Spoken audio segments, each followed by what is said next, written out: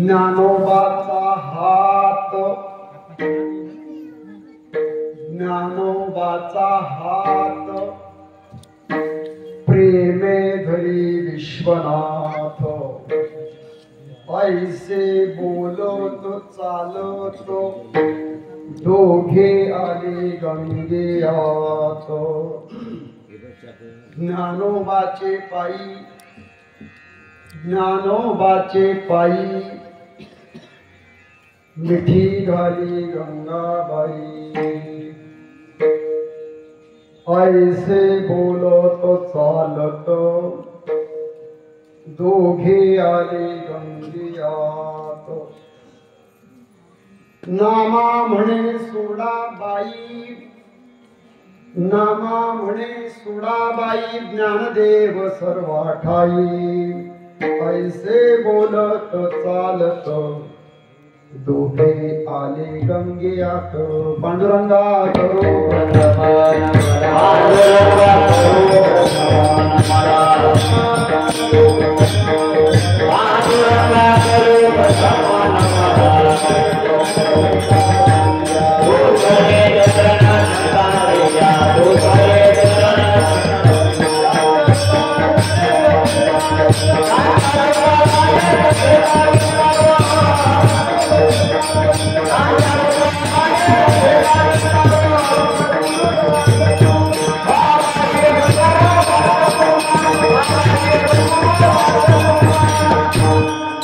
दयांचे केल्या स्मरण, होय सकळ विद्येचे अधिकरण, तेची बंधू श्रीचरण ते नमस्कार।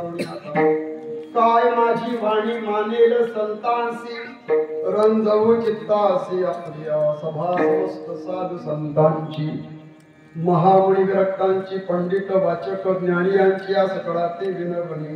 ओम नमो ज्ञानेश्वराय, ओम नमो ज्ञानेश्वराय, ओम नमो ज्ञानेश्वराय,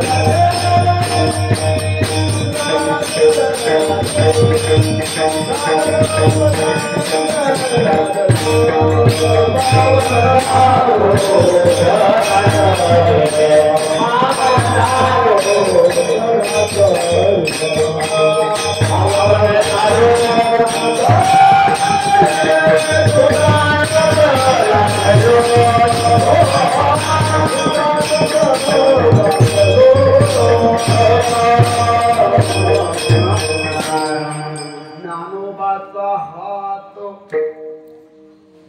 प्रेमे धरी विश्वनाथ, ऐसे बोलत चालत दोघे आले गंगे आत. सर्वांच्या समोर म्हणून दाखवला अभंग. पंढरपूर क्षेत्रात राहणारे भगवंताचे लाडके असणारे असे भक्त शिरोमणी नामदेव महाराज यांचा 4 चरणाचा तीर्थावळी या प्रकरणातील असणारा महत्वाचा गोड चिंतनीय असा अभंग भगवान श्री पांडुरंगाच्या समोर, भगवान गणेशांच्या समोर, महादेवांच्या समोर, विश्वमाऊली ज्ञानोबा आणि उपस्थित सर्व ज्येष्ठ श्रेष्ठ भाविक सज्जनांच्या समोर कीर्तन या माध्यमातून सेवा करावी म्हणून अभंग नामदेव महाराजांचा घेतला. विठ्ठल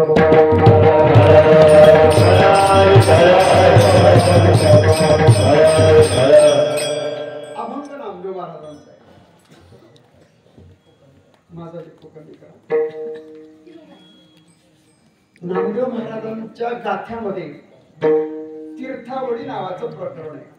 काय असते तीर्थावळी म्हणजे तीर्थयात्रा करताना जे काही अभंग लिहिले गेले त्यातले हे अभंग. नामदेव महाराज आणि ज्ञानेश्वर महाराज ही तीर्थयात्रा करतात आणि तेव्हा जसे जसे प्रसंग घडले त्या प्रसंगाचा अनुवाद काही अभंगांमधून बाहेर पडला. त्याला म्हणतात तीर्थावळीचे अभंग. तुकाराम महाराजांचा गाथा आपण जर पाहिला तर नामपर, भक्तीपर, करुणापर, उपदेशपर, स्थितीपर असे अनेक प्रकारचे विभाग पाडलेले आहेत. तिकडे आपलं जायचं नाही, पण हा अभंग तीर्थावळी प्रकरणातला आहे.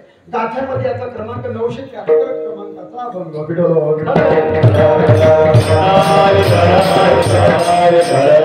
या अभंगाचा काय प्रमुख विषय आहे तर एकच विषय आहे की भगवान ज्ञानोबा तीर्थयात्रा करत असताना काशी या क्षेत्रामध्ये प्रवेश करतात आणि काशीला जेव्हा गेले तेव्हा काशीचे दैवत कोण? विश्वनाथ भगवान, काशी विश्वेश्वर. ते स्वतः विश्वेश्वर त्यांना भेटतात आणि ज्ञानोबाचा हात धरतात आणि गंगेमध्ये येतात. असा एक संतांचा काय अधिकार आहे? विश्वमाऊली ज्ञानोबा यांचा अधिकार काय तर प्रत्यक्ष भगवान त्यांचं स्वागत करतात. हा त्यांचा विशेष अधिकार आहे. दुसऱ्या दिवसाचे जे कीर्तनकार होते, संतांचा महिमा, साधू कसे आहेत त्याचा विचार त्यांनी त्या कीर्तनात केला. साधू थोर जाणा. साधू थोर आहे, संत थोर असतात. थोर म्हणजे मोठे. आता कशाने मोठे? शरीराने नाही, त्यांच्या अधिकाराने मोठे, ज्ञानाने मोठे. साधू थोर जाणा, साधू थोर जाणा. कुठे जाणा? साधू थोर जाणा कलियुगी. विश्वमाऊली ज्ञानोबा सर्व संतांमध्ये अग्रगण्य असे. आत्ताच ज्ञानोबा यांचा संजीवन समाधी सोहळा पुण्यतिथी महोत्सव संपन्न झाला आळंदीला. आपण जात नाही, हे जे जात असतील त्यांच्या पायावर आमचं डोकं आहे. पण आपला हा जो सप्ताह या ठिकाणी होतो, प्रस्तावना करायची जर असेल तर हा सप्ताह 41 वर्ष आहे आणि मार्गशीर्ष महिन्याच्या पहिल्या दिवशी हा सप्ताह आरंभ होतो. अमावस्या झाली की मार्गशीर्ष शुद्ध प्रतिपदा ते अष्टमी असा याचा कालावधी. तारखा बदलत असतात परंतु आपली तिथी बाकी बदलत नाही. या महिन्याचं महत्व खूप आहे. भगवान गीतेमध्ये 10व्या अध्यायामध्ये काही विभूती सांगतात बरं का. किती विभूती सांगितल्या? विभूती म्हणजे काय? देवाचे अवतार. अर्जुनाचा प्रश्न आहे, देवा तुम्ही जर सर्व ठिकाणी व्यापून असाल तर मी तुम्हाला कुठे कुठे शोधू बरं?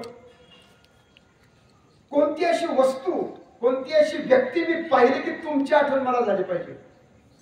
तेव्हा देवाने काही प्रमुख ठिकाणी कुठे कुठे तर तुला जर मला पाहायचं असेल तर जेवढे पर्वत या पृथ्वीवरती आहे त्या सगळ्या पर्वतांमध्ये हिमालय जर तू बघितला ना तर माझं रूप समज बरं का. हिमालय हा माझं रूप आहे. आपल्या गावात महादेवाच्या मंदिराचं काम चालू आहे. भगवान शंकरजी हिमालयाच्या स्वरूपात आहे बरं का. हर कंकर में शंकर है. तिथला खडा न खडा शंकराचं रूप आहे. नव्हे हा पर्वतच हिमालय म्हणजे भगवान म्हणतात की माझं आवाढव्य असं स्वरूप आहे. पर्वतांमध्ये हिमालय मी आहे. झाड असेल ना अर्जुना, हे कसलं झाड आहे जे असेल ते अनेक झाडं असतील पण पिंपळाचं झाड हे माझं रूप आहे. आणि जेवढे माणसं या पृथ्वीतलावर असतील त्या माणसांमध्ये जो राजा आहे ना ते माझं स्वरूप आहे. गावाचा सरपंच माझंच रूप आहे. मुख्यमंत्री आजच शपथविधी झालाय. शपथविधी पण आजच झालाय. कोण झालं ठीक आहे जे असतील ते, पण या महाराष्ट्राचे जे मुख्यमंत्री आहे ना ते सुद्धा भगवंत स्वरूप आहे. आणि या देशाचा कारभार ज्यांच्या हातात आहे त्या राजा, जो माणसांमध्ये जर राजा मला पाहशील ते माझं रूप आहे. घोड्यांमध्ये अश्विनी कुमार नावाचा घोडा मी आहे. हत्तीमध्ये ऐरावत माझं रूप आहे. पांडवांमध्ये अर्जुन मी आहे. तसं 12 महिन्यांमध्ये मार्गशीर्ष महिना माझं रूप आहे. विठ्ठल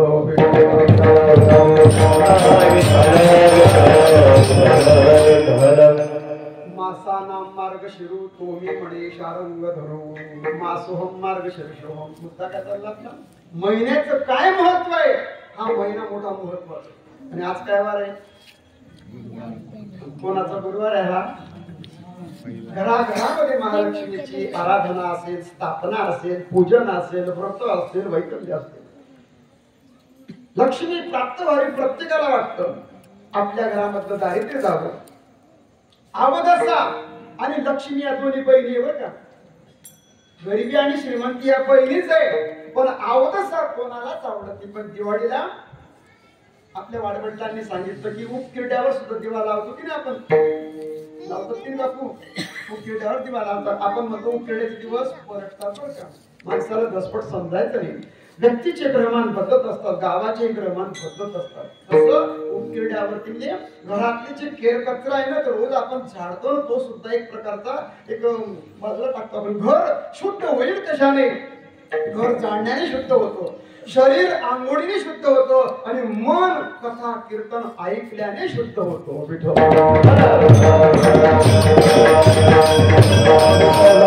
मार्गशीर्ष महिना मुद्दा फक्त एवढाच आहे आपला.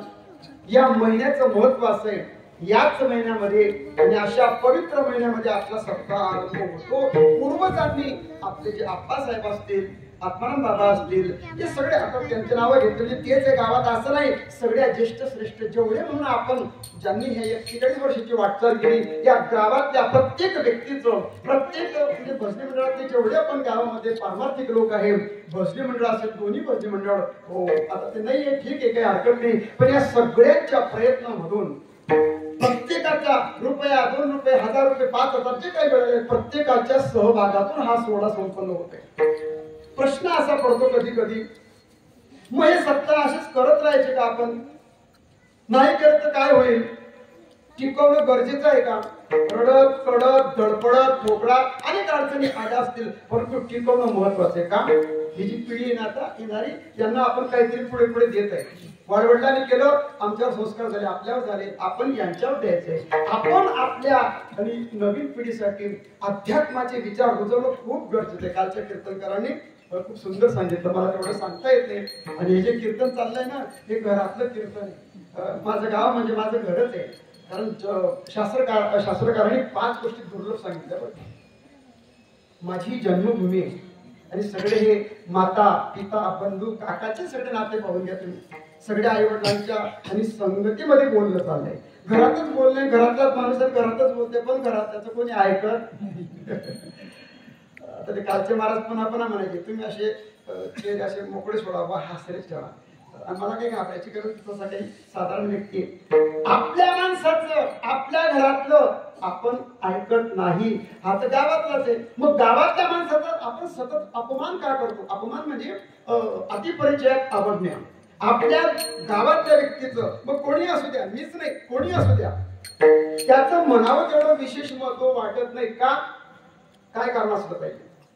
तर त्याला पॅन्ट घालता येत नाही तेव्हापासून पाहिलं या सगळ्यांनी. पाऊल टाकण्यापासून तर अगदी आत्ताच्या वयापर्यंत. मग याच्या जीवनामध्ये स्थित्यंतर, याचा अधिकार अगदी जवळून या सगळ्यांनी बघितलाय.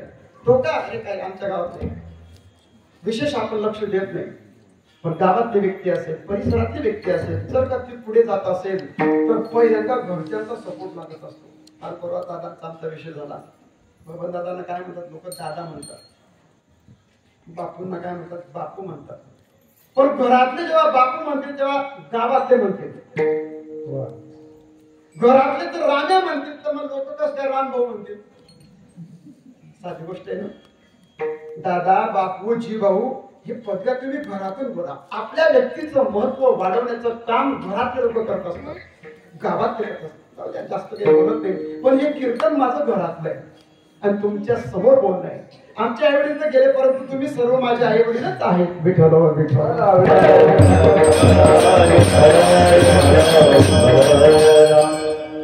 बाहेर जातो आम्ही कधी कधी, पण का कोण जाणे, गावात कीर्तन करण्याचा एक फिलिंग्स त्या होता ते वेगळाच होता बरं का.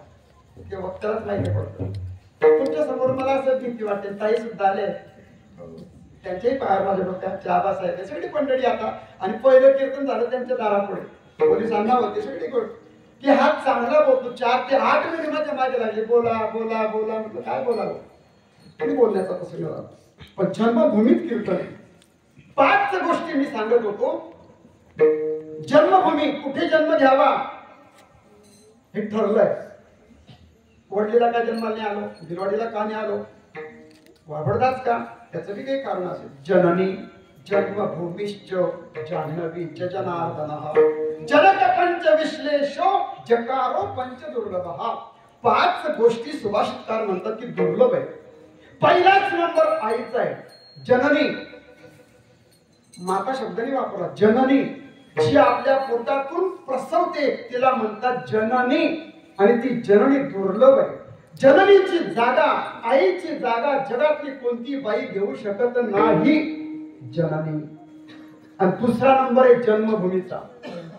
जन्मभूमी आपण कधी विसरायची नाही. माणूस कलेक्टर झाला असेल, PSI झाला असेल, गावातले काही PSI झाले. आपला तो सागर भाऊ पंडित दादांचा मुलगा PSI झाला, चांगली गोष्ट आहे. काही मुलं पोलीस डिपार्टमेंटला आहे, वेगळ्या मुद्द्यावर इंजिनियर असतील काही. पण आपली व्यक्ती जेव्हा गेली ना, पण ती व्यक्ती केव्हा ना केव्हा आपल्या गावाकडे त्याची ओढ असते. नाही मला जावं लागेल, मी इथे खेळतो बरं का. आणि मग त्याच्या मुलांना सांगतो हो आम्ही इथे खेळत होतो. या अशाच्या एक गोष्टी. जन्मभूमी, जन्मभूमी. बघा तुम्ही रामायण पाहत असाल, राम प्रभू जेव्हा वनवासात निघाले ना, त्यांनी अयोध्येची माती अशा मखमली कापडामध्ये सोबत नेली होती. 14 वर्ष राम प्रभू ती माती, त्या ज्या ज्या ठिकाणी राम प्रभू राहत होते त्या अयोध्येच्या मातीचं पूजन करायचे. की नाही, मी माझ्या जन्मभूमीपासून दूर जरी गेलो असेल, परंतु मला जन्मभूमीची सतत आठवण यावी. आणि त्या भूमीमध्ये जे काही स्पंदन आहे आपल्या बालपणाचे, ते मनामध्ये सतत राहावे. मी तर छोटासा कीर्तनकार आहे, पण माझ्या नावापुढे बाबडते खरंच लावतो. जरी मी शिरसुडा असतो तरी सांगायचा मुद्दा एक जननी जन्मभूमी. जन्मभूमीचे दोष कधी पाहायचे नाही. जन्मभूमीतल्या माणसांना कधीही द्वेष भावनेने विचार करायचा आणि सगळे आपलेच आहे या भूमिकेतून आपण राहिलं पाहिजे. जननी जन्मभूमीश्च. जान्हवी म्हणजे गंगा. गंगा दुर्लभ आहे बरं का. आणि भगवान म्हणतात नद्या असतील पुष्कळ, पण गंगा माझं रूप आहे. जनार्दन म्हणजे गुरु. गुरु सुद्धा दुर्लभ आहे. आणि माझे परम सद्गुरू पूज्य माऊली महाराज याच गावातले होते, ब्राह्मण होते, पण त्यांचा हात मस्तकावर आहे. सांगायचं होता गुरु दुर्लभ आहे. किती गोष्टी झाल्या. जननी जन्मभूमी, जनक आपलं जननी जन्मभूमी, जान्हवी म्हणजे गंगा, 4था गुरु आणि 5वा जनक म्हणजे बाप. दुर्लभ आहे. बापाची जागा काका घेऊ शकत नाही. बाप म्हणजे बापच. विठ्ठल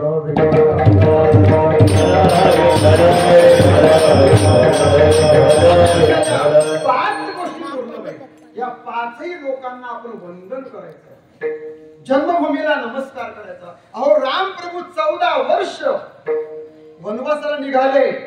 तुम्हाला सर्व माहिती सांगत टच करतो फक्त. कैकेयी मातेमुळे त्यांना जावं लागलं. पण पहिल्यांदा जर दर्शन घेतलं असेल रामप्रभूंनी जाताना तर कैकेयी मातेचं घेतलं आणि कैकेयी मातेला आलिंगन दिलं बरं का. आलिंगन दिलं म्हणजे असं आलिंगन दिलं. जेव्हा कैकेयी मातेच्या शरीराला स्पर्श झाला रामप्रभूंचा, रामप्रभूंचा स्पर्श झाल्याबरोबर द्वेष तिरस्कार जो होता कैकेयी मातेच्या मनात तो मावळला. कैकेयी माता ही अति शुद्ध आहे, पण तिला मंथरेचा स्पर्श झाला होता आणि त्या मंथरेच्या अंगामध्ये कधी प्रवेश केला होता. कलिंगड आहे ना, टरबूज खाता तुम्ही, खाऊ नका. नाही हो महाराज, कसं टरबूजला कलिंगड म्हणतात बरं का. देवांनी काय केलं, मीटिंग घेतली. तुम्ही जसे बसले ना तसे देवांनी मीटिंग घेतली तातडीची. का म्हणजे उद्या रामप्रभू राज्यावर बसतात आहे आणि हे जर का राजगादीवर बसले तर मग रावणाला कोण मारेल.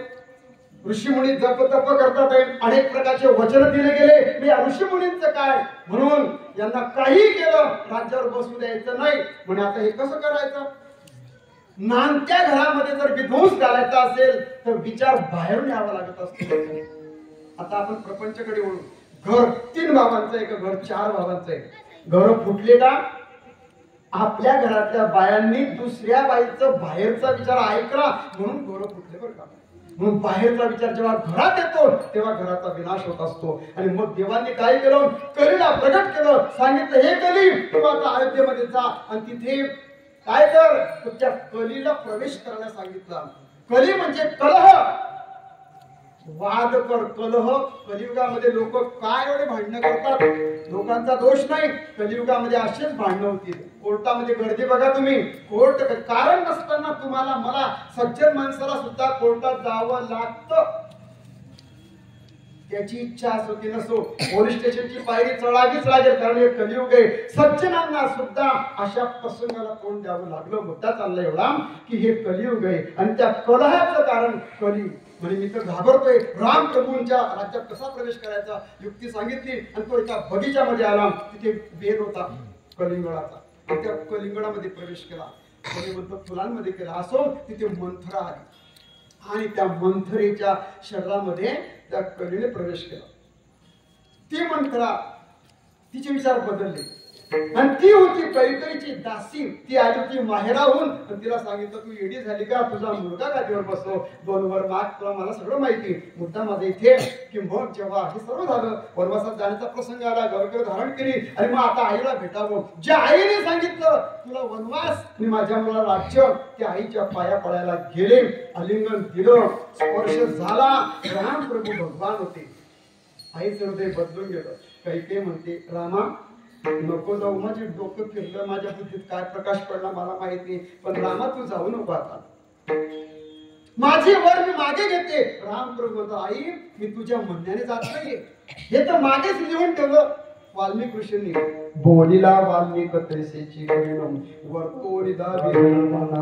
जाताना पाया पडल्या, बस संपला माझा विषय. पण आले 14 वर्षानंतर तेव्हा पुन्हा कैकेयी मातेच्या पायात, सख्या आईच्या पायात डोकं ठेवलं नाही. पहिल्यांदा कैकेयी मातेला भेटले आणि मग कैकेयी माता ढसढस रडते.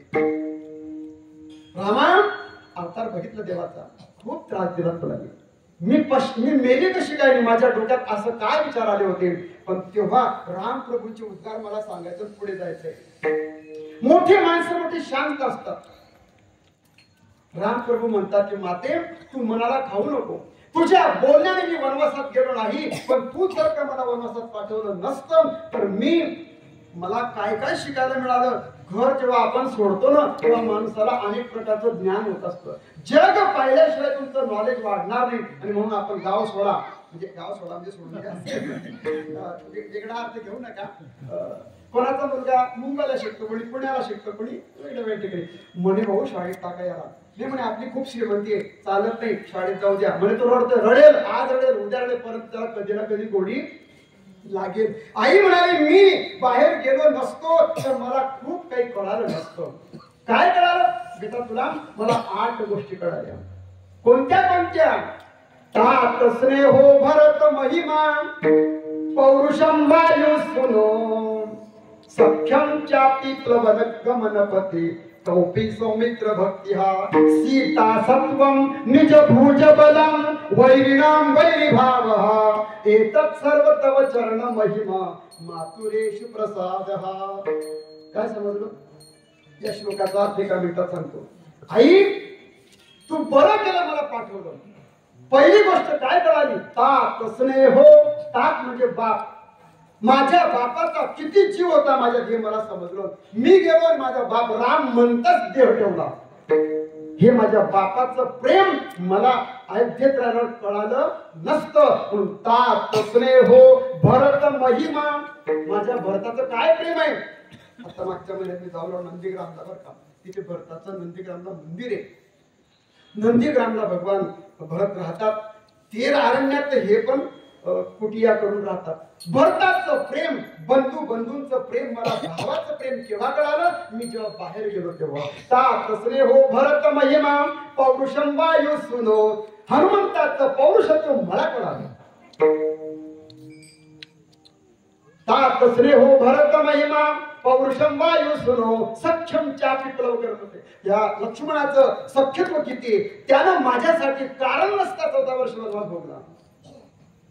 सौमित्र भक्ती. हा सौमित्र, त्याची भक्ती मला कळाली. सीतेचं सत्व कळालं. सीतेला कशी आणली? नेल्यानंतर आणायचं होतं, तिला जाळलं, पहिल्यांदा अग्नीमध्ये दिव्य दिलं. सीतेचं सत्व 6 महिने रामाकडे राहिली, पण तिचं सत्व तिने सांभाळलं. सीता सत्वम. या गोष्टी कळाल्या. निज भुज बलम. निज म्हणजे स्वतःच्या मनगटामध्ये किती ताकद आहे हे मला कळालं. सीता सत्वम निज भुज बलम वैरिणाम वैरिभावः. वैर्याचा वैरभाव कळाला. शत्रू किती टोकाला जाऊ शकतो हे मला बाहेर कळालं माते. एतत् सर्व तव चरण महिमा मातुरेषु प्रसादः. म्हणून हे माते तू काही पश्चाताप करू नको. हे मी जाणणं हे माझं प्रारब्ध आहे. विठ्ठल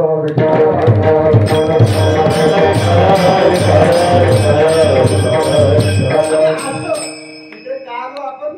जन्मभूमीच्या बद्दल, जननीच्या बद्दल आपला विषय चालला. असा हा आपला सोहळा मी बोलत असो होतो की या सगळ्या गोष्टी आपण स्वतः करतोय. बाप जर देवपूजा करत असेल तर मुलगा पाहतो. बाप जे जे करतो, आई जे जे करते ते मुलं आपले पाहत असतात. म्हणून कोणते कोणते कर्म करताना मुलांना सोबत न्यायचं. कीर्तनाला जर जायचं असेल तर सगळे मुलं घरी सोबत आणायचे, कारण ते पाहतील टाळ कसा घेतात, वाचतात कसं, कीर्तन म्हणजे काय, उभं राहून करतात, खातात का ओरखतात माहित नाही आपल्याला म्हणजे बाहेर ठेवतात. हो नुसतं तोंडी लावायचं का म्हणे कीर्तन? नाही म्हटलं खा का पडत असं. पूजा करताना आपण त्याला सोबत घ्या. एखाद्या देवळात जायचं असेल तर मुलांना घेऊन जा. या सगळ्या गोष्टी आपण दाखवा. पण आपण बसून जर काही करत असू तर ते दाखवू नका. तंबाखू घ्यायला पाठवू नका. चांगल्या चांगल्या गोष्टी. अरे सासूबाई जर जेव्हा लावेल तर सूनबाई लावेल. मुलगा जर का बापाचंच अनुकरण करत असतो, येतो वडील जे जे करती तया नाम धर्म ठेवी असो. या सगळ्या गोष्टी आपल्याला पुढच्या पिढीसाठी द्यायचे. आत्मान बाबा गेले, आपल्याला वारसा दिला. अनेक असे बाबूराव विठ्ठलची होती, सगळे राहायचं आप्पा असतील, आपले आप्पासाहेब असतील, या सगळ्यांनी वारसा दिला आणि तो तुम्हाला मला पुढे पुढे न्यायचा आहे.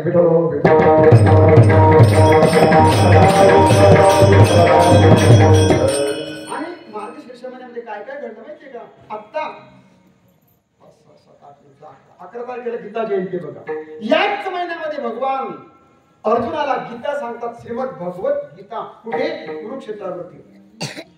शुद्ध पक्षामध्ये मार्गशीर्ष शुद्ध एकादशी गीतेचा जन्म झाला. गीता सांगितली मार्गशीर्ष महिन्यामध्ये. लक्ष्म्या बसल्या. महालक्ष्मी कुठे आली? मार्गशीर्ष महिन्यामध्ये. अजून काय? दत्त जयंती मार्गशीर्ष महिन्यामध्ये. आणि अशा चंपा षष्ठी कुठे? परवा चंपा षष्ठी. वांगे चांगले खा तुम्ही आता त्या दिवसापासून, म्हणजे भरपूर वांगे खा, ज्याचे वांगे बंद असते. चंपा षष्ठी सारखाही पर्वकाल याच महिन्यात आहे. आणि अशा पवित्र महिन्यामध्ये आपला हा सप्ताहाचे 41 वर्ष, दिवस चौथा, आणि चौथ्या दिवसाची सेवा नामदेवरायांचा अभंग घेऊन माझ्याकडे आली. विठ्ठल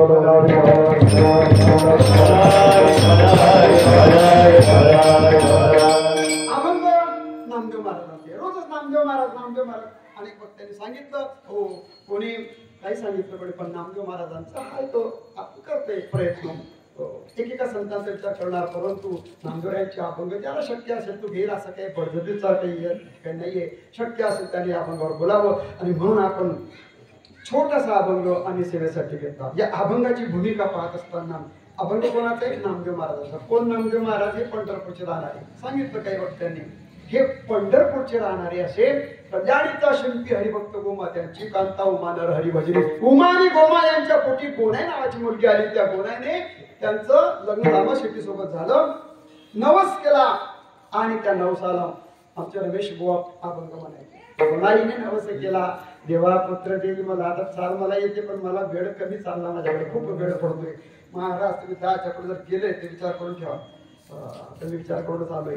गोनाईने नवस केला आणि पहिल्यांदा मुलगी झाली. हो मुलगी झाली, पण असा मला पुत्र पाहिजे की त्याला विठ्ठल आवडला पाहिजे. बघा मागणी कशी आहे, मला विठ्ठल आवडणारा मुलगा पाहिजे. आणि त्यानुसार मग पहिली मुलगी झाली आऊबाई. नंतर आता 2 कथा आहेत. एक भक्तिविजय नावाचा ग्रंथ आहे. त्या भक्तिविजयामध्ये शिंपल्यामधून त्यांचा जन्म सांगितला. शिंपलं आणि त्यांचं जर चरित्र आपण पाहिलं तर शिंपी जातीमध्ये ते स्वतः म्हणतात, शिंपीचे कुडी जन्म माझा झाला. कसा झाला? आईच्या पोटातून मी पडलो आणि असा माझा जन्म झाला. पण भक्ती विजय करणारे महिपती भक्त चरित्रकार किंवा श्रीधरांचं भक्तिविजय ग्रंथ आहे, त्यांचं असं म्हणलं होतं की स्वर्गामध्ये मीटिंग झाली आणि मग आता हे सगळे अवतार कोण कोणाचे, हे सगळं आदिशक्ती ब्रह्मचित्कला मुक्ताई निवृत्ती महाराज वक्त्यांच्या पुस्तकात कोण कोण कोणाचे अवतार आहे हे सांगितलं बघा. तर कबीर महाराज आणि नामदेव महाराज हे स्वर्गातून एक राम नामाचं स्मरण करतोय आणि एक विठ्ठलाचं चिंतन करतोय. दोघांना शिंपल्यामध्ये टाकलं, ते स्वर्गातून वरती ते इंद्रायण चंद्रभागेमध्ये त्यांना टाकण्यात आलं. एक पडलं चंद्रभागेमध्ये आणि एक पडलं गंगेमध्ये. गंगेतलं शिंपलं राम राम राम राम म्हणतोय, ते झाले कबीर महाराज.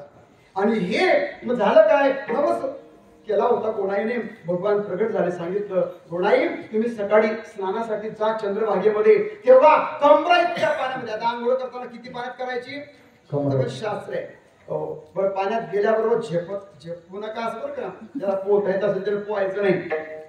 काही माणसं मोठ्याने उडी मारतात, नाही तसं चालत नाही. कोणत्याही तीर्थावर जात असताना पहिल्यांदा काठावर या, तीर्थाला नमस्कार करा. गंगा असेल, चंद्रभागा असेल, इंद्रायणी असेल, नमस्कार करायचा. एक थेंबर पण डोळ्याला लावायचं. माते मी तुम्हाला नमस्कार करतो, माझ्या सर्व पूर्वजांच्या पुण्याने मी या ठिकाणी आलो.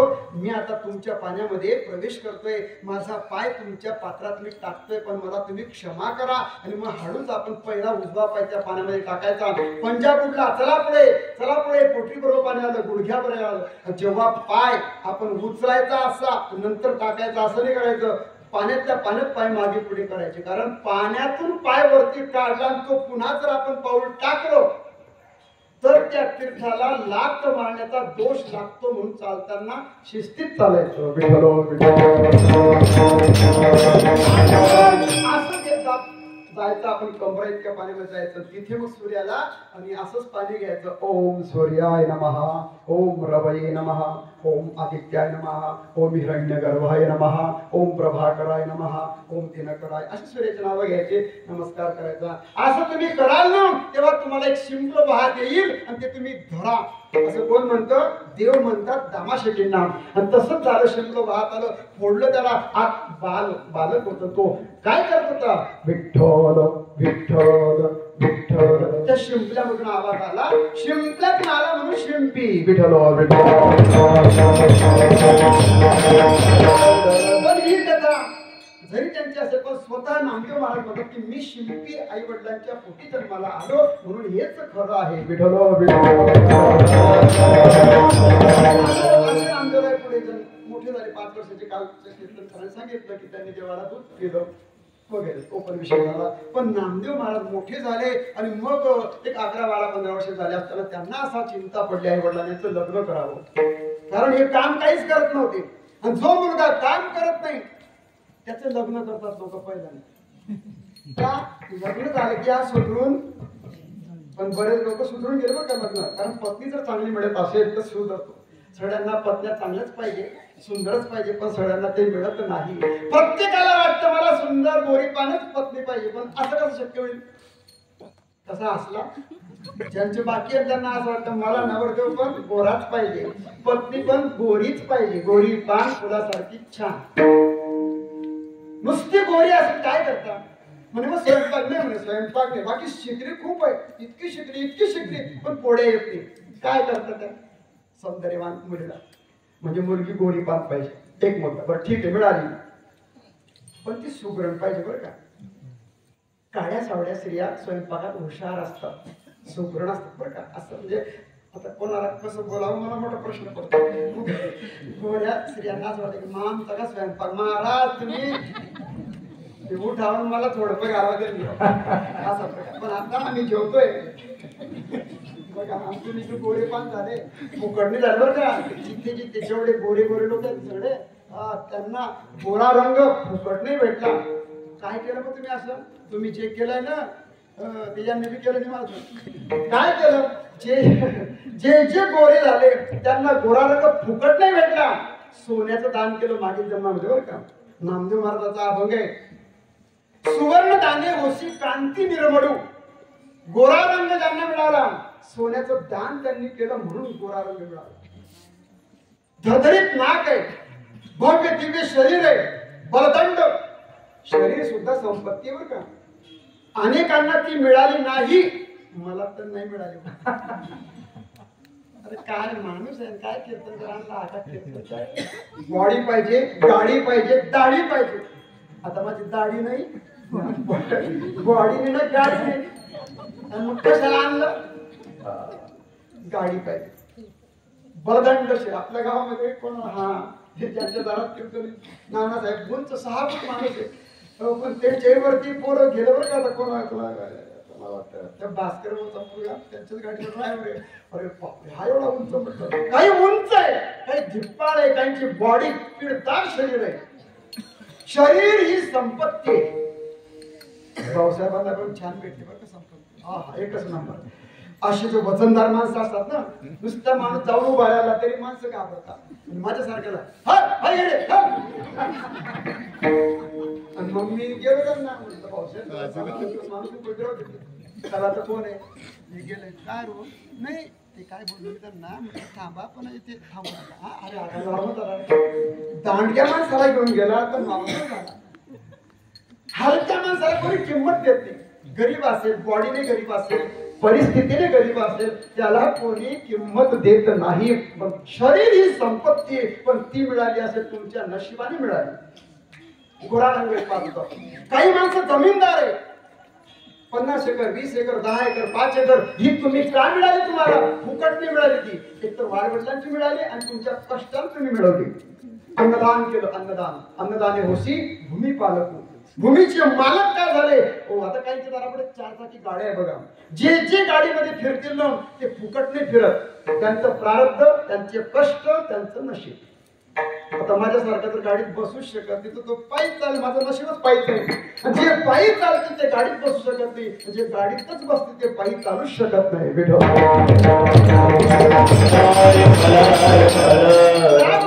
मिळाली. पूर्वीचा शब्द वापरा पालखी, पण आता गाडी आपण त्याचा विचार करतो. ज्यांनी गोरगरिबांना आसरा दिला, गोरगरिबांना मदत केली, गोरगरिबांना घराचा आधार दिला. पाणी पडतोय, जो पाऊस पडतोय, जडी लागली, छोटी छोटी मुलं आहेत आणि तुमचा मोठा वाडा असेल त्याला आसरा द्या तुम्ही. बाबा पाऊस येतो पण सामान टाक येते. गोर गरिबांना जेव्हा आपण आधार देतो ना तेव्हा दारामध्ये गाडी येत असते. म्हणजे छत्र छाया एखाद्याला आपण जर दिली, आसरा दिला, अन्न वस्त्र निवारा ज्याचे काही गरजा असतील, मोठ्या माणसाला मोठ्या माणसाने आधार वाटला पाहिजे गावातल्या गरीब माणसाला, मोठ्या माणसाचा, असं त्या मोठ्या माणसाचं जीवन पाहिजे. पत्नी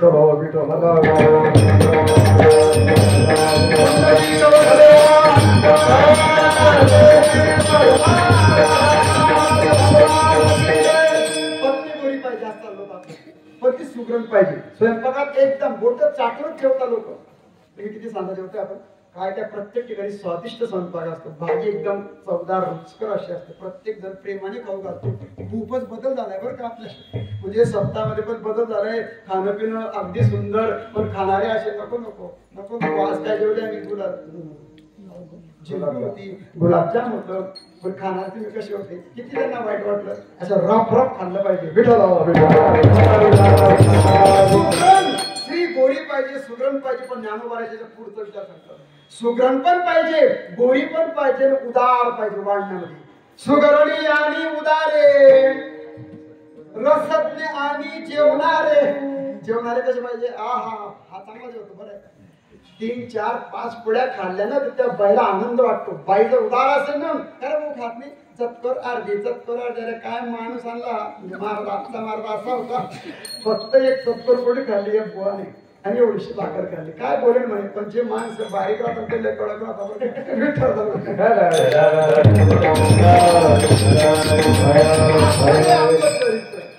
आणि म्हणून लग्न करावं. नामदेवरायांच्या लग्नाचा विचार झाला आणि त्यांना राजाबाईशी त्यांचं लग्न झालं.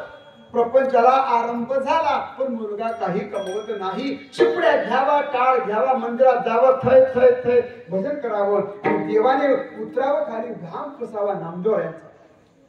पण घरात मुलगा तरुण आहे, पत्नी पण आली आणि काम काहीच करत नाही, तर घरातल्यांना आवडेल का तो? अरे पत्नीला बी आवडत नाही. तुम्ही काही कमवा ना, तुमची बाई तुम्हाला नाही म्हणत. एक बाई एका पतीला असं म्हणत, कमवा तुम्ही पण कमवत नाही. एकच उद्योग काय, दिन रजनी हाची धंदा,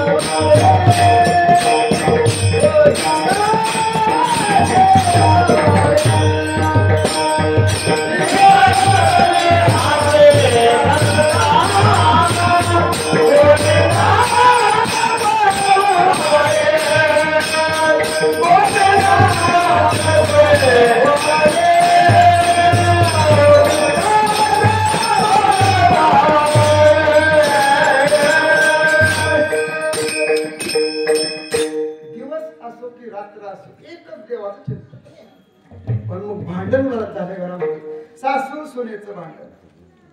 मग सासूबाईला सुनेला सांगावं, यांना सांगा कमवायला सांगा. पण मग आई म्हणायची, अरे नामदेवा आपला प्रपंच आहे, आमचा शिवण्याचा व्यवसाय आहे, शिवणकाम कर, कपडे फाडून शिव. फाडून शिवतात कपडे, कापून शिवा. आता मला काही येत नाही, यांना येतं. मी प्रयत्न केला शिवायचा, पण उधळायचाच प्रसंग जास्त आला. शिवलं की उधळा. आम तेवढे म्हणे कर बस, चुकीचं काय शिवतो, उधळा शिवा. अरे म्हटलं फिरागड्या म्हणता काही शिवायचं नाही, शिवायचा. पण यांनी पण तसंच केलं, शिवायचं नाही. पण नामदेवरायांचे वडील म्हणतात की तुम्ही एक करा, मी शिवतो, तुम्ही आयते विकून द्या कपडे. आणि मग काय करायचं, देवाला सांगावं. प्रत्येक वेळेस नामदेवराने सांगावं, आवय घरातले मला खूप त्रास देतात, तुमच्या भजनापासून देवा मला कुठे जायची इच्छा नाही. देव म्हणतात की जा. या आता कसं आहे, तू मोठा आहे घरात. आणि मग त्यांचं कपड्यांचं ते ओझं घेतलं. तेव्हा म्हणे मी जातो आणि लगेच विकून येतो. आता बाजारामध्ये कपड्यांचा तर व्यवसाय करायचे त्यांचे वडील. आणि म्हणे मोठं काटोळं घेतलं आणि निघाले रस्त्याने चालला. आता रस्त्याने काय वाहन नसायची त्या काळामध्ये, पायी प्रवास असायचा. आणि मग शेतातला काही असा मार्ग होता.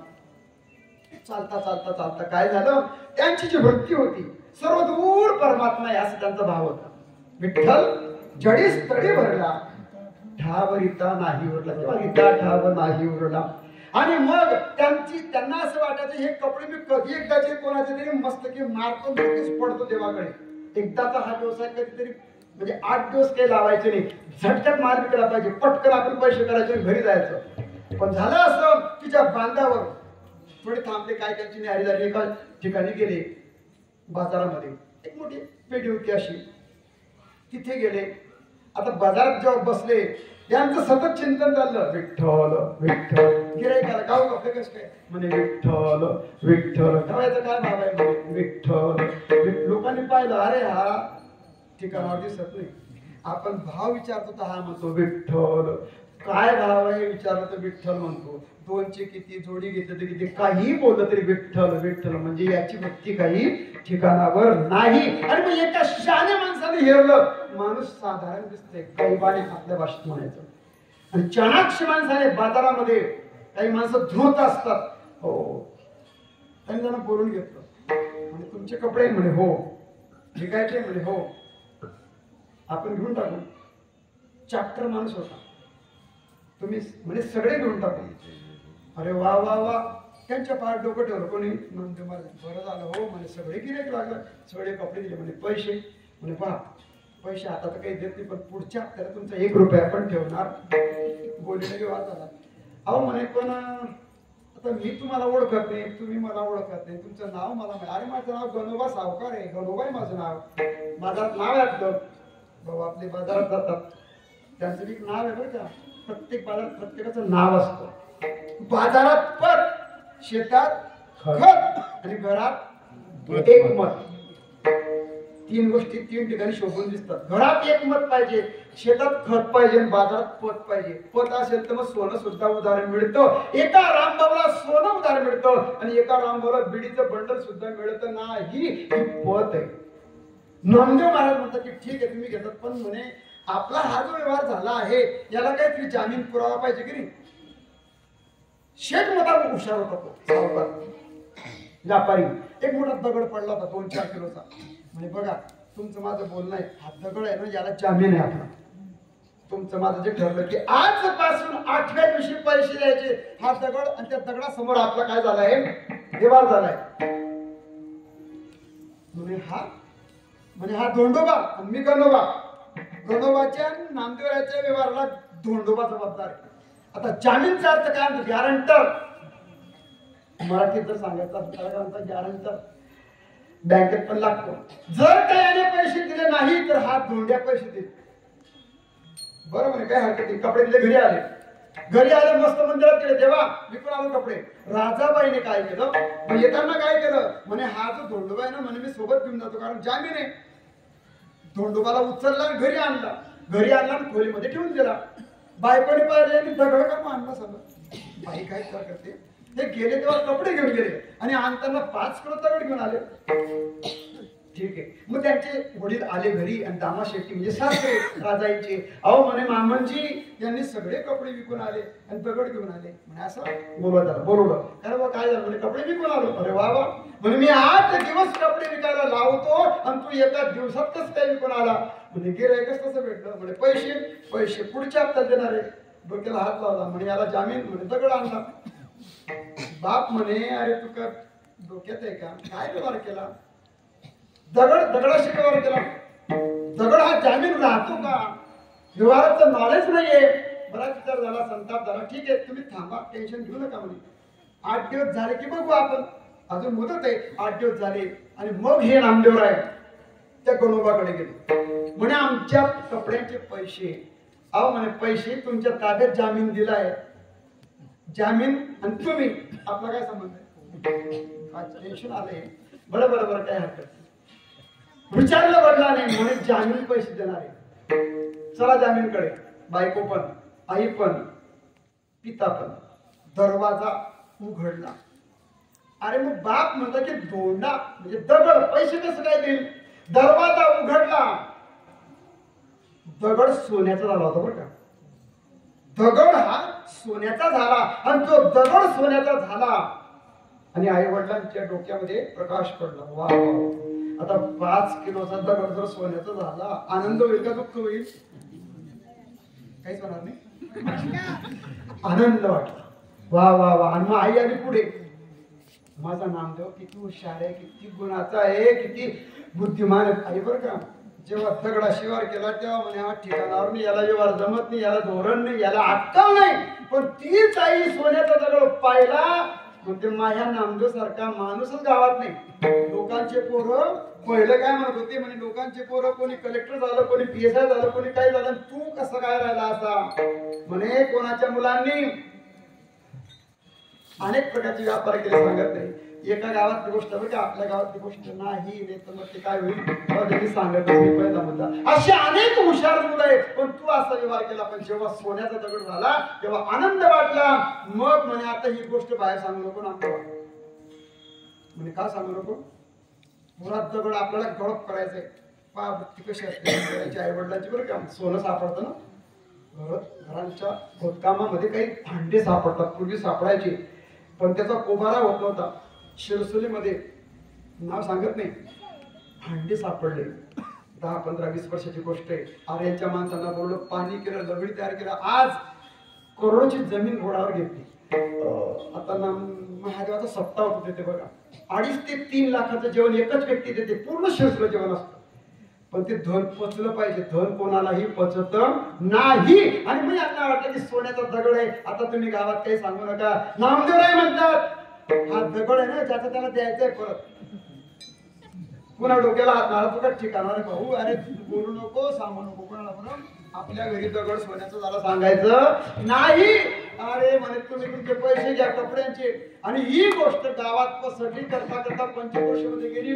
आणि ज्या सावकाराने तो दगड दिला होता, तो दगड ज्याच्या वावरातला होता त्यालाही माहिती पडलं, म्हणे माझ्या वावरात दगड सोन्याचा झाला. तो सावकार बी आला, वावराचा मालक आला. मालक म्हणतो भाऊ 7-12चा उतारा घेऊन डायरेक्ट घे बघा, हा 7-12चा उतारा आणि या आपल्या बांधावरचा दगड. गणोबा म्हणतो आपला दगड, हा म्हणतो आपला दगड. आले नामदेवरांकडे, म्हणे आमचा दगड द्या. म्हणे मला तुमच्या दगडाशी काही घेणं नाही, तुम्ही माझ्या कपड्यांचे पैसे द्या, दगड घेऊन जा. सोन्याचा दगड होता. आता 5 किलोचा दगड, कपड्यांचे पैसे किती असतील, 100, 500, 1000, 10,000 द्या असेल त्या असेल. उजरा पैसे घेतले, तो दगड त्यांच्या दोघांच्या हातात ताब्यात दिला. आणि नामदेव महाराज मागे फिरले घरी जायला. हे मागे फिरले, दगड झाला. विठ्ठल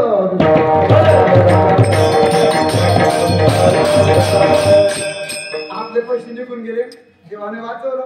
दगड घेतला आणि तो दगड होऊन गेला सोन. आता नामदेवरांची नजर पडली तर दगड सोन्याचा होता. नामदेवरांचे हात ज्या खड्याला लागतात त्याचा परीस होतो. परिसा भागवताची कथा पंढरपूरच्या. परिसा भागवताकडे परीस होता. परीस लक्ष्मीला प्रसन्न केलं आणि त्या परिसाला लोखंड लावलं की सोनं व्हायचं, पुरा प्रपंच आनंदात करायचे. पण राजाई आणि त्या परिसा भागवताची बायको चंद्रभागेच्या तिथे धुणं म्हणा कपडे धुवायला गेले असताना दोघा त्या बायांचं बोलणं चाललं. म्हणजे बाई तुमचं मस्त आहे. म्हणे काय मस्त आहे? म्हणे बाई आमचं लय मस्त आहे. काय तुमचं? म्हणे आमच्या नवऱ्याने रखुमाईला प्रसन्न केलं, पोलीस आणलाय. आम्ही काय करतो, पैसा संपला की एवढंच लोखंड घेतो, परिसराला लावतो, त्याचं होतं सोनं. सोनं म्हटलं की पैसे येतात. आम्ही एकदम भारी भारी कपडे द्यावे, खावे, बरवे असावे सदैव. पण राजाई म्हणते नामदेवांची पत्नी म्हणे आमची तर लई तानात आली. 14 लोक घरामध्ये, चुलीवर काय टाकावं हा प्रश्न आमच्या समोर पडतो. आणि आमच्या घरचे चिपड्या घेतात आणि टाय बोलू का नको पुटता म्हणे. आता टाळ पुटता का वाजवता? अरे लोक आम्हाला म्हणता मस्त टाय पुटता तुम्ही. अरे हे लावला रे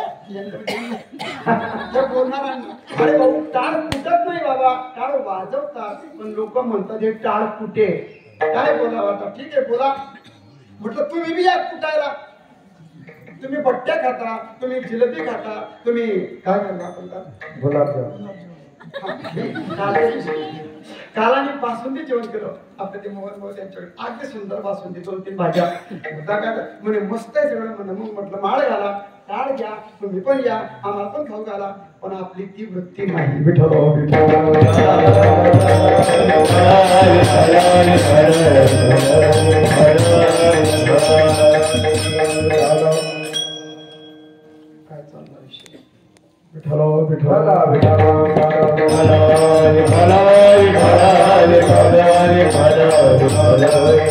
राजाई मग ती म्हणते आमच्या घरी खूप गरिबी आहे म्हणे मग एक काम कर म्हणे तुमचा परिस मला द्या एक 10-5 मिनिटं द्या फक्त माझ्या घरात मी लोखंड लावते श्रीमंत होते आणि तो परिस आणला नामदेव महाराजांच्या पत्नीने आणला परिस थोडंफार लोखंड सापडलं त्याचं लोखंडाचं सोनं झालं बाजार केला आणि मग भजी कुरडई पापड सगळा पूर्णाचा स्वयंपाक झाला नामदेव महाराज मंदिरातून घरी आले आपल्या घरात काय सुगंध भज्यांचा काय सुगंध वड्यांचा हे असं कसं काय झालं आपल्या घरी खायची पंचायत आहे म्हणे तुम्ही आता गुपचुपच बसा आणि हात धुवान चेअर बसा कमवता तर कमवताना मी आणते इकडून तिकडून गुपचूप जेवायचं म्हणजे मी नाही सांगत तुम्हाला ती नामदेवाची पत्नी म्हणे बरं ठीक आहे पण मला आव म्हणे कानात सांगितलं तुमच्या मी सांगू नका कोणाला म्हणे मी काय केलंय पोलीस आणलंय पोलिसा भागवताकडून हो आपण आपल्या घरातलं सोनं करून घेतलंय म्हणता बघ कसा असतो परीस घेतला आणि तिला फेकून चंद्रभागी ते माहिती पडलं परिसा भागवताला बाईला जोडूनच काढली तू परीस दिलाच कस काय आणि झालेलं भानगड आले आवाज लोक असेच तुम्ही जसे जमले ना तसेच लोक जमले तुम्ही कीर्तनाला आले ते भांडण ऐकायला होते आमचा परीस दे बाकीचं काय नाही म्हणजे चला चंद्रभागेत आले लोक चंद्रभागेमध्ये तो म्हणतो परीस पाहिजे पैसेच पाहिजे ना ओरडतो कशाला हाडू कोण पैसेच पाहिजे तुला चंद्रभागेच्या पाण्यामध्ये नामदेवराय जातात आणि खाली बुडी मारतात आणि एवढे खडे आणतात असे खडे घेतले त्या ओंजळभर खड्यातल्या म्हणे हा एक खडा घे फक्त आणि याला लोखंड लाव सोनं नाही होणार परीस होईल म्हणे का मजाक करता का वान फक्त आणि मग एक म्हणजे कोणता खडा घेऊ छोटा घे का मोठा घे प्रत्येक खड्याला कोणत्याही खड्याला तू लोखंड लाव त्याचं सोनं परीस होईल आणि एक खडा घेतला त्याला लोखंड लाव त्याचा परीस झाला मुद्दा माझा इथे होता की ज्या नामदेवरायांच्या हाताचा स्पर्श ज्या वस्तूला होतो ज्या खड्यांना हात लागतात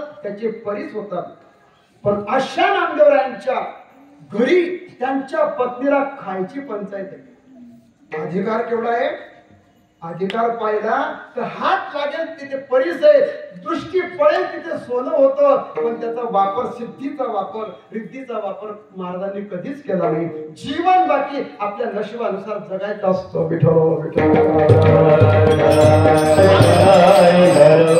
भगवान विचार करतात असं करू आपण यांच्या घरी काही वस्तू टाकून देऊ बराच प्रयत्न केला परंतु नामदेव आहे काहीच मागत नाही देवाच्या समोर देवाशी बोलावं देवाने विचारावं का नामदेव आहे कसं काय चाललं तुमचं प्रपंच काय म्हणतो पत्नी काय म्हणते मुलं काय म्हणतात त्यांना होता 4 मुलं होऊन गेले नारा विठा माधा गोंदा 4 मुलं झाले 4 मुलांचे लग्न बी झाले बरं का लाडाई येडाई गोळाई साखराई हे सगळे सुनांचे नाव आहे 4 सुना 4 मुलं 1 बहीण मुलगी एवढा प्रपंच आई वडील आणि 15-20 जण आहे एवढं मोठं खटलं बरं का त्यांचं आणि असे नामदेवराय पण देवाला चिंता वाटायची माझा नामदेव मला फक्त एवढंच समजतो की मी मंदिरातच आहे फक्त बस आणि म्हणून इकडे त्यावेळेस काय झालं त्यांच्याच काळामध्ये ज्ञानेश्वर महाराज निवृत्तीनाथ महाराज सोपान काका ही सगळी मंडळी यांनी रेडा बोलवला यांनी भिंत चालवली आणि हे सगळे प्रताप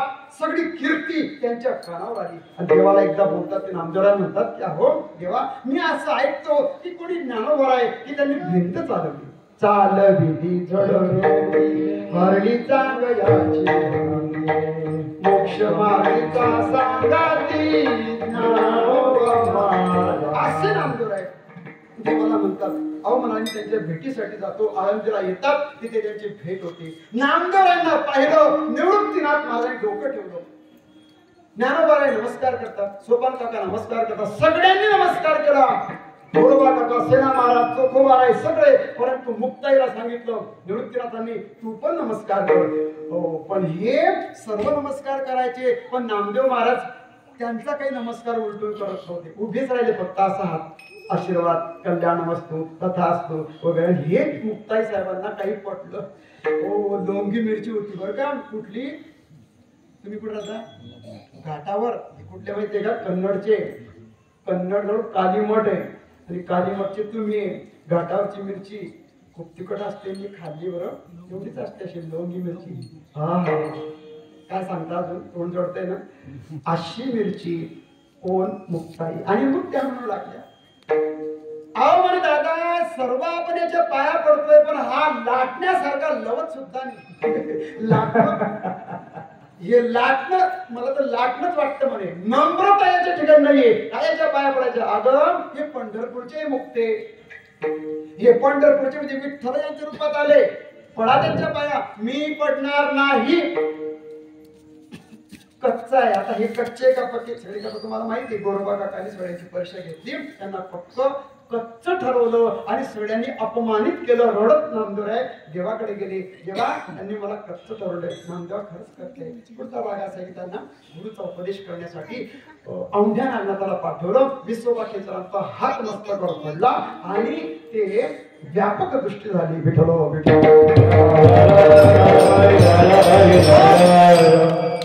ज्ञानोबारायांना असं वाटायचं की हा नामदेव भक्तीचा अधिकारी आहे, हे नामदेव महाराज कीर्तनाचे अधिकारी आहे, हे नामदेव महाराज प्रेमाचे मूर्तिमंत रूप आहे, अवतार आहे. आणि आपल्याजवळ ज्ञान आहे, पण या नामदेवाजवळ भक्ती आहे, प्रेम आहे. जगामध्ये नुसतं ज्ञान असेल तर उपयोग नाही. त्या ज्ञानाच्या जोडीला प्रेम पाहिजे, भक्ती पाहिजे. भक्ती प्रेमाविन ज्ञान अभिमान नित्य नवातया माझी. अभिमान नित्य नवातया माझी. प्रेमा सुहारे प्रेमा सुहारे प्रेमा सुहारे प्रेमा सुहारे. भक्ती प्रेमा विन ज्ञान नको देवा. नुसतं ज्ञान असेल तर गर्व येऊ शकतो, अहंकार येऊ शकतो. अभिमान नित्य नवा तया माझी. ज्ञानी माणसाला अहंकार येतो, म्हणून नामदेव यांची संगती करावी. आणि भक्तीचं शास्त्र काय, प्रेमाचं शास्त्र काय? प्रेम शास्त्र आहे बरं का, भक्ती शास्त्र आहे. आणि हे आपण आता बघा पंढरपूरला आपण का जातो? तुम्ही कधी गेले? कोणी जे गेले असतील त्यांना अनुभव असेल. पायी चालतात लोक. आपल्या गावात दिंडी येते की अगदी प्रासादिक अशी दिंडी आपल्या गावात. आपण मोठे भाग्यवान बरोबर. आई साहेब मुक्ताईंचे पदस्पर्शाने हा पावन परिसर आहे. जळगाव सारख्या ठिकाणाहून दिंडीचा प्रवेश आणि आपल्या गावामध्ये होतो. 155 वर्षाची परंपरा आहे. आप्पा महाराज सत्पुरुष आहे आणि त्यांचे पदस्पर्श आपल्या या भूमीला होत आहे गेल्या 155 वर्षापासून. एकही वर्ष खंड पडलेला नाही. सर्व आपल्या पाठलावड्यामध्ये सगळे भाऊ बंधांकडे ते उतरतात. मोठा काय त्याला. मग ही सगळी मंडळी जेव्हा आपण चालतो ना, भजन आहे, कीर्तन आहे, आनंद आहे, कथा कीर्तन प्रवचन आणि संगतीचा आनंद यांचा घ्यावा असं ज्ञानोबारायांना वाटतं. नामदेव यांची संगत करावी. नामदेव यांची भेट घेतली. पंढरपूरला आले. अहो तीर्थयात्रा करायचे. बरोबर तुम्ही सोबत चला. नामदेव महाराज म्हणतात, माऊली आलो असतो पण मी माझा एकटा मालक नाहीये, देव माझा मालक आहे. देव म्हणते तर मी येतो. चला देवाकडे. देवाच्या समोर आले. मला नामदेवांना सोबत न्यायचंय. बरोबर घेऊन जा. आणि सर्व संत ज्ञानोबारांच्या सोबत चालत लागले. सेना महाराज होते, गोरोबा काका होते, कुर्मदास होते, चोखोबाराय होते. चोखोबाराय कोणत्या समाजाचे होते? महार झाला महार चोखोबाराय. अरे चोखोबाराय आणि ज्ञानोबाराय. ज्ञानेश्वर महाराज ब्राह्मण, चोखोबाराय महार. पण या दोघांची भेट वाळवंटामध्ये पहिल्यांदा झाली 700 वर्षापूर्वी. आणि तिथे त्या भिंती पाडून टाकल्या जातीच्या. विठ्ठलो विठ्ठल.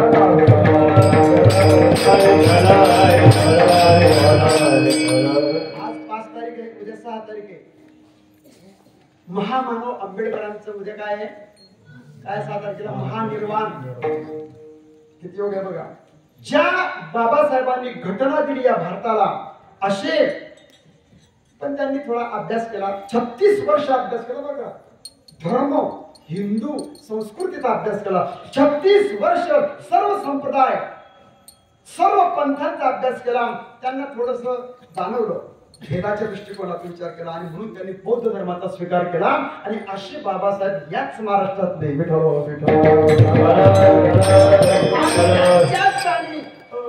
पुढामध्ये चोखोबाराय, नरहरी सोनार, गोरोबा काका, सावता महाराज ही सगळी मंडळी तीर्थयात्रा निघायला लागली. आणि सगळे जण निघाले. तीर्थयात्रा करत करत करत करत करत करत कराड नावाच्या नगरीमध्ये त्यांचा दिंडी सोहळा आला. आता कराडचे राजे होते, राजे रामदेव. रामदेव बाबा नाही, रामदेव राय. राम राया त्या राजाचं नाव होतं. पण त्या रामरायाची पत्नी होती सीताबाई. तिचं माहेर होतं चाकणचं. त्यांच्या वडिलांचं नाव महिपतीराव. आणि त्या महिपतीरावांकडे ज्ञानोबारायांचं आळंदीला येताना चाकण रोड आहे बघा, वारकरी शिक्षण संस्था चाकण रोडलाच आहे. आणि तिथे आम्ही उतरतो. चाकणचे महिपतीराव माऊलींच्या भेटीसाठी येतात आणि आपल्या मुलीचं विनंती करतात. माऊली, तुम्हाला माझी विनंती आहे, माझी मुलगी आहे आणि त्या मुलीचा विवाह झालाय रामराया कराडचे राजे. पण माझी लेक आहे ना मोठी भाविक आहे, माळकरी आहे, आध्यात्मिक आहे. पण माझ्या जावयाला देव धर्म काही आवडत, त्यांना कथा आवडत नाही, कीर्तन आवडत नाही, संत आवडत नाही, साधू आवडत नाही. तुमच्याकडे माझी विनंती आहे, माझ्या लेकीचा संसार सुखी व्हावा. प्रत्येक बापाला हेच वाटतं की माझी मुलगी सुखात राहिली पाहिजे, माझ्या मुलीला पतीपासून त्रास होऊ नये, सासऱ्यापासून त्रास होऊ नये, जेठादिरापासून त्रास होऊ नये. एवढंच करा. माझ्या सीताबाईला फक्त त्यांचा प्रपंच सुखरूप व्हावा एवढीच इच्छा आहे. माऊली म्हणतात की ठीक आहे, काय हरकत नाही. आम्ही जेव्हा जाऊ ना तेव्हा नक्कीच त्यांची भेट घेणार. आणि होता होता ज्ञानोबारांचा हा दिंडी सोहळा, ज्ञानोबारांचा हजारो लोक त्यांच्या सोबत आहे.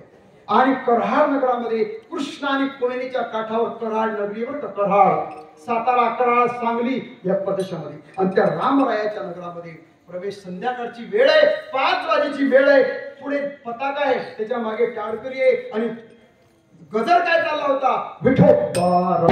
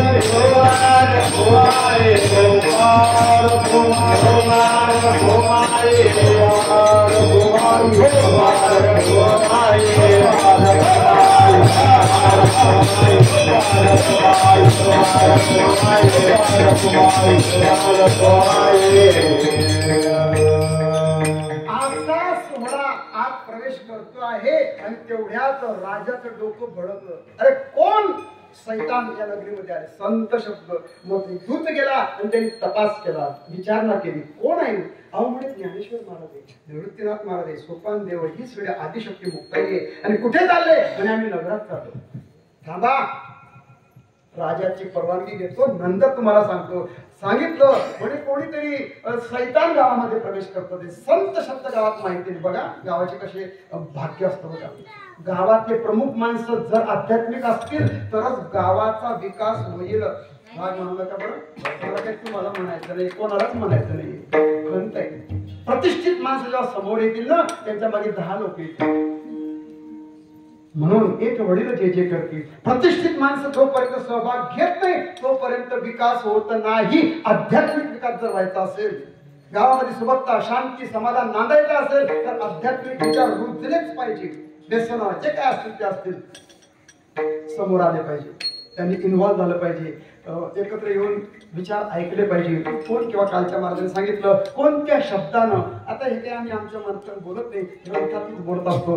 ग्रंथातले शब्द मनावरती आघात करतात, क्रांती होईल, बदल होईल, जीवनाचं सोनं होईल. मुद्दा काय चालला? आणि मग राजा आहे नगराचा, पण राजा बाकी नास्तिक आहे. राजाला देव आवडत नाही, राजाला कीर्तन आवडत नाही, राजाला संत आवडत नाही. हो हो हो म्हणे त्यांना अजिबात गावात प्रवेश देऊ नका. आला दूत म्हणे अजिबात तुम्ही जाऊ नका, चला गेट आउट, सरका मागे. आणि मग नामदेव महाराज ज्ञानोबारांकडे पाहतात. माऊली आता कुठे जायचं? आपण संध्याकाळ झाली आणि गाव तर खूप लांब आहे. ज्ञानोबा स्मित हास्य करतात, काही हरकत नाही.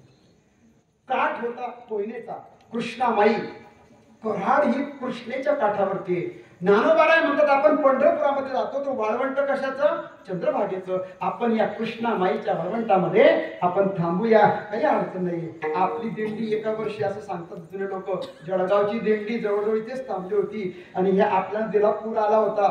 बरेच दिवस ते अटकून पडले बरं का. ही सत्य घटना आहे, माझ्या वडील पण सांगायची. मग तेव्हापासून चंद्रभागा आपण म्हणतो, असं प्रेमाने म्हणतो की आमची ही काय आहे चंद्रभागा. पण आता ती कुठे गेली मला काही दिसत नाही. आपली चंद्रभागा रेतीचा एक खडा राहिला नाही. रेतीचा खडा आणि नदीमध्ये पाणी आहे नाहीये, ठीक आहे, अशी चंद्रभागा. तसं माऊली म्हणतात की कृष्णामाई ही आपली चंद्रभागाच आहे. आपण इथेच थांबू आणि वाळवंटामध्ये सगळ्यांनी आपले बसतात. त्या ठिकाणी दिंडी उतरवली.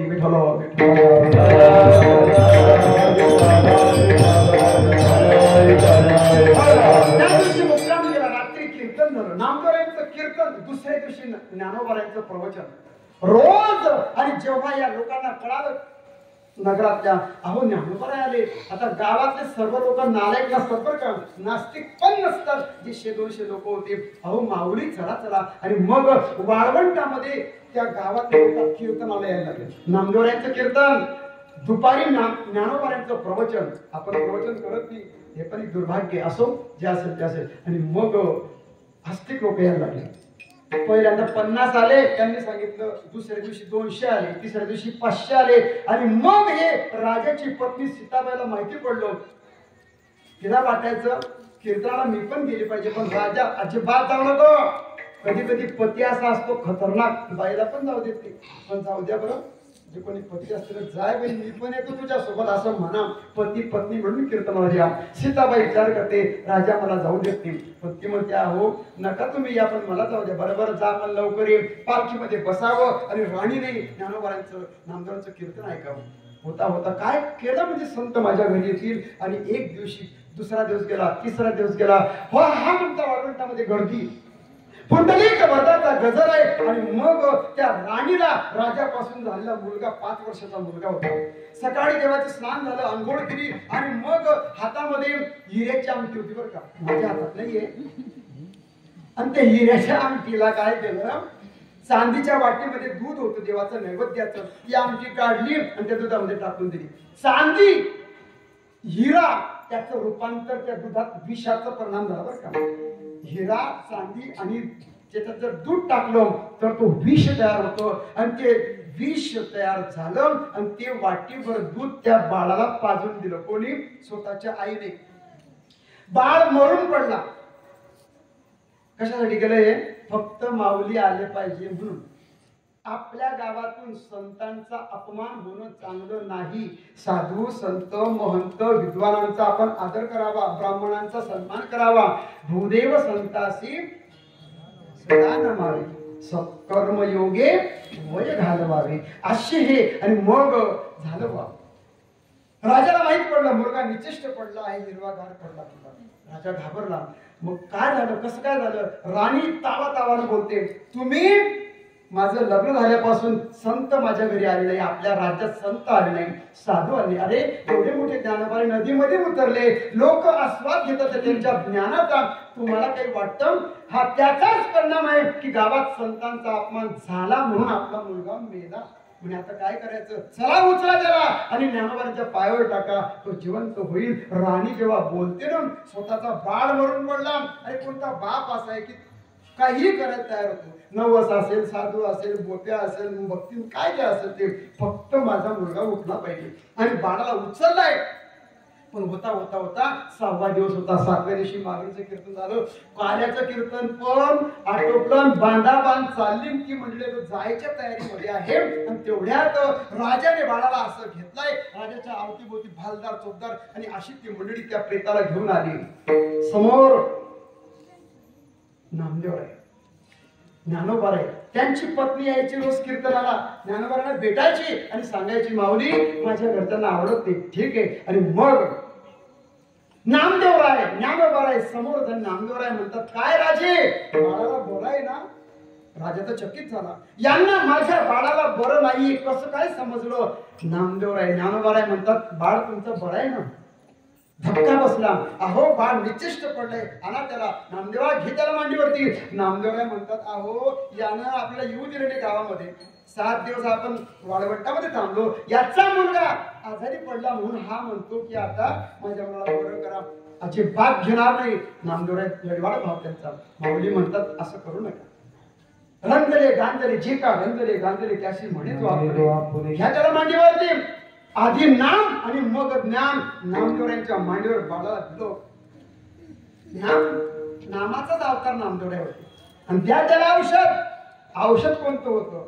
विठ्ठल विठ्ठल.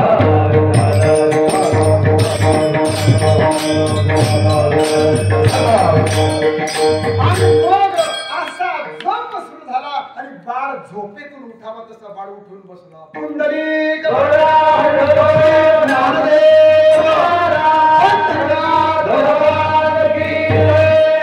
जसा बाळ उठला राजाचा आनंद वाटला. राजाने मुकुट काढला आणि साष्टांग दंडवत ज्ञानोबारांना घातला.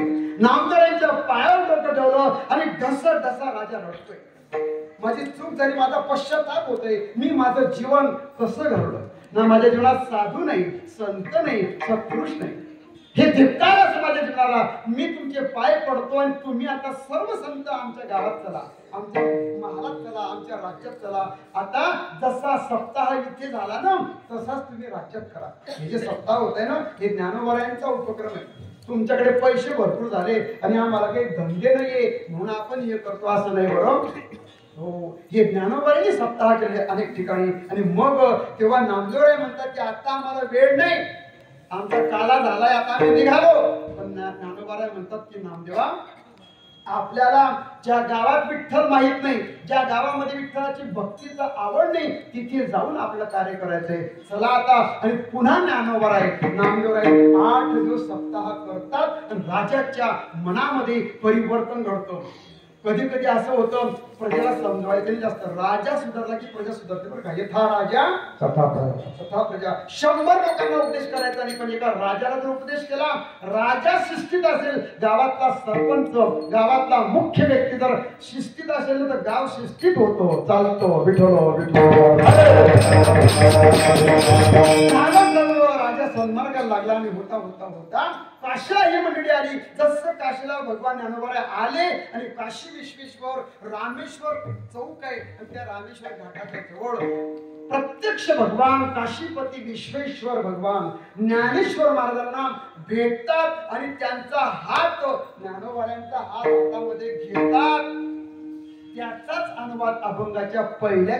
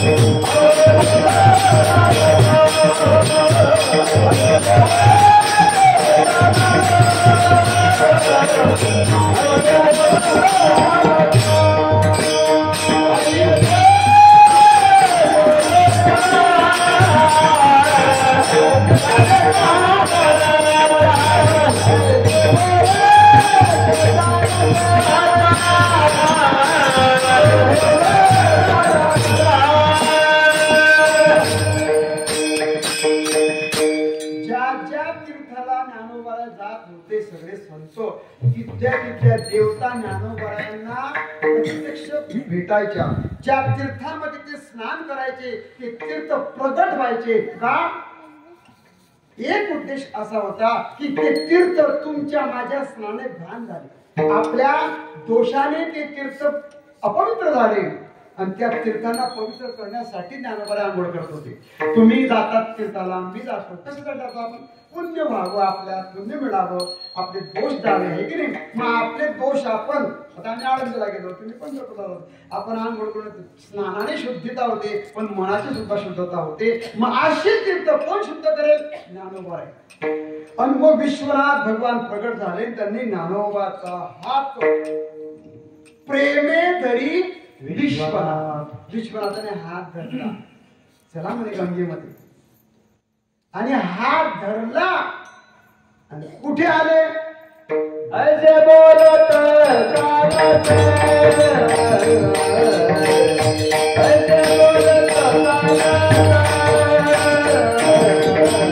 ऐसे बोलत चालत, ऐसे बोलत चालत,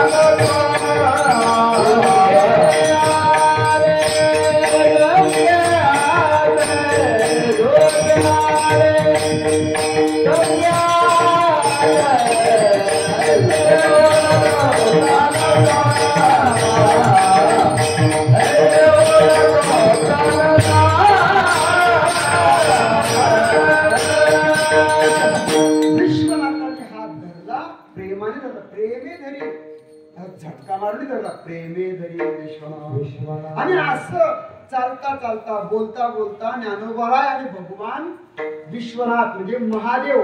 आता ज्ञानोबाराय कोण? महाविष्णूचा अवतार, सखा माझा ज्ञानेश्वर. विष्णू भगवंताने शंकरजींनी विष्णूचा हात धरला, असा त्याचा अर्थ. प्रेमे धरी विश्वनाथ. आणि काय केलं? ऐसे बोलत चालत दोघे आले गंगे आत. गंगेच्या आणि किनाऱ्यावरती आले आणि गंगेमध्ये प्रवेश केला. जसे सगळे संत गंगेत प्रवेश केला आणि गंगा माता होती बरं का.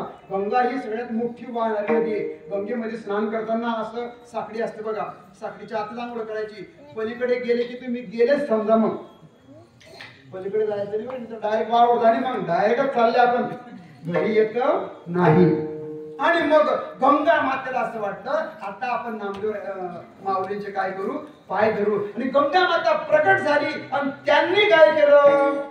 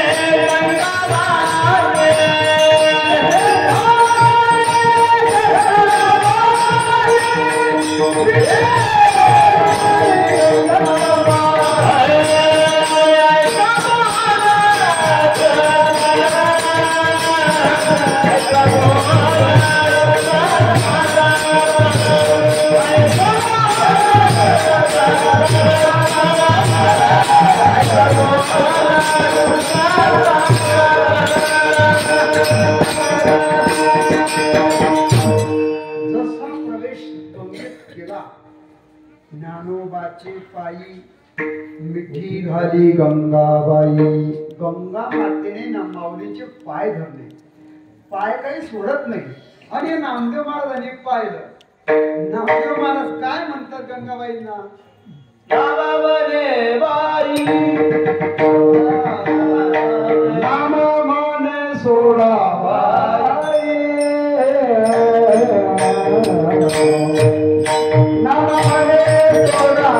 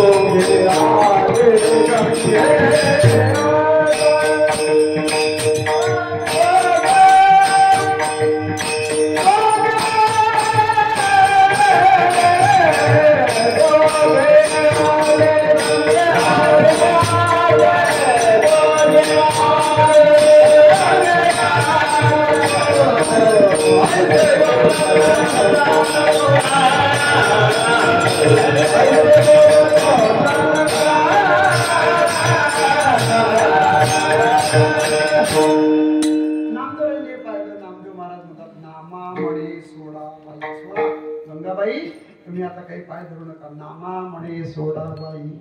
ज्ञानदेव सर्वात आहे. अहो तुम्ही फक्त इथेच आहे ज्ञानोबाई असं नाही, तर ज्ञानोबाई चराचरामध्ये व्यापक आहे.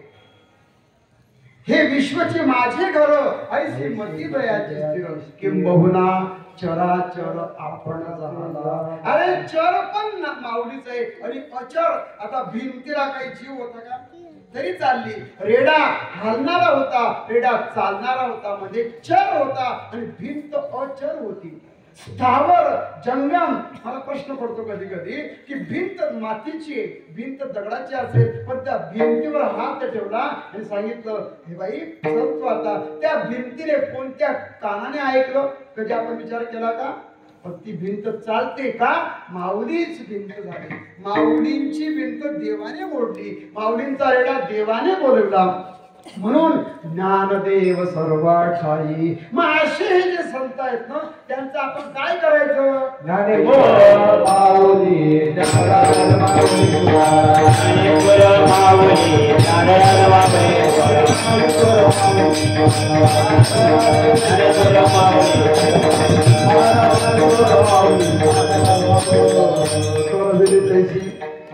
केली कटकट वाकडी किनीट देव जाणे. पायाच्या प्रसादे काही बोलिलो विनोदे मद क्षमा करणे संतीनो. हे अंगभूत युक्ती झालेली सेवा माझे परम सद्गुरू माऊली महाराज आणि विश्वमाऊली ज्ञानोबा यांच्या चरणावरती सेवा समर्पित करायची. सेवा हा अभंग पहिल्यांदाच घेतला की अभंगाचा भाव असाच असेल असं काही मला सांगता येत नाही. एक जोडवणी केली फक्त. विशेष काय की चरित्र जर नामदेवांचं सांगायचं असेल तर ज्ञानोबा सांगायलाच लागतात. मुक्ताई चरित्र सांगायचं असेल तर त्यांचं हे सगळे निवृत्तीनाथ महाराज, ज्ञानेश्वर महाराज, स्वतः काका, मुक्ताई, नामदेवराय हे मिळूनच पाचच्या पाच येतातच. तुम्ही कोणालाही बाजूला करू शकत नाही. म्हणून आपण तो नामदेवरायांचा घेतला. एक विषय बोलण्यासाठी आम्हाला कोणता तरी विषय घ्यावा लागतो. असा सांगोपांग विचार या अभंगाचा आपण करण्याचा प्रयत्न केला. अभंगाचा भाव असाच असेल असा काही माझा आग्रह नाही. मी काही मोठा कीर्तनकार नाही, तुमच्यातलाच आहे, तुम्ही चांगलं ओळखतात. कुठेही मी काही गेलेलो नाहीये, पण आता ज्ञानोबांची कृपा असेल आणि येडोबाकडे बोलण्याचा प्रयत्न केला. कोणाला माझ्या बोलण्याने जर काही दुखापत झाली असेल, वर मला झोंबेला असं जर बोललं गेलं असेल तर मी सगळ्यांच्या आणि नमस्कार करतो, सगळ्यांना क्षमा मागतो. न्यूनते पुरते अधिकते सरते करून घ्यावी तुमची विनत असेल. तुमच्याच माणसाला आपल्या घरातल्या छोट्या बाळाने जर काही बोललं तर तुम्हाला राग येतो का? ना तरी बालक बोबडा बोली का वाकुडा विचुका पावली ते चोच करून माऊली रिजे देवी. आपणच आपल्या घरातल्या मुलाचं कौतुक जसं करतो तसं गावातल्या व्यक्तीचं गावातल्याच कौतुक करावं. आणि कौतुकासाठी तर भरपूर आहे. उद्या मास्टर आपण जातो, परंतु आपल्या आईने किंवा आपल्या बापाने जेव्हा काही कौतुक केलं ना तर त्याचा आनंदच वेगळा असतो. जगामध्ये 3 लोक असे आहेत की त्यांना आनंद होतो. ते 3 लोक कोण? एक म्हणजे आई, दुसरे वडील आणि तिसरे आपले गुरु. या 3च लोकांना आपला पाल्य, आपला व्यक्ती, आपला मुलगा जर मोठा झाला तर त्यांनाच आनंद होतो, मग कोणालाच होत नाही. एवढं बोलतो, थांबतो. हो ज्ञानोबाराया माझे तुकोबाराया